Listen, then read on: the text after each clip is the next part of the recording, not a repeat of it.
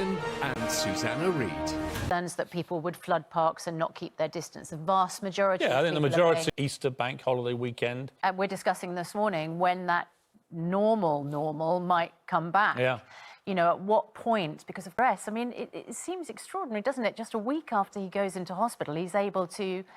Well, striking a balance between lockdown regulations and the economic downturn is expected to be the focus for the Chancellor when he meets with Cabinet colleagues later this week.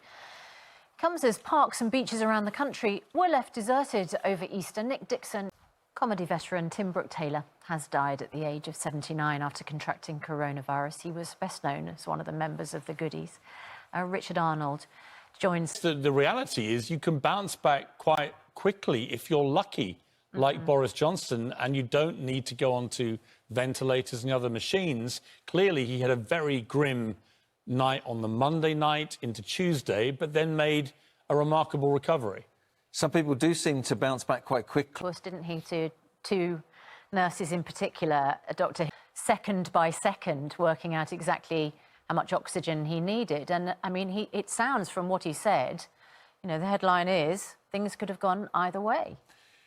Absolutely. That was she just misspoke, didn't she? But unfortunately didn't then clarify the number of tests. And of course, if you're going to announce the number of tests, people want to know rather than have to sort of decode what she said.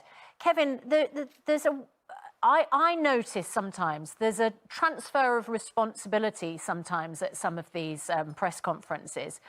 Matt Hancock did it when he said medics must not overuse the PPE. And I notice quite often we're told, as long as the public do this, as long as the public do social distancing, as long as the public stay at home, which is fine. And I think the vast majority of the public are absolutely abiding by the rules.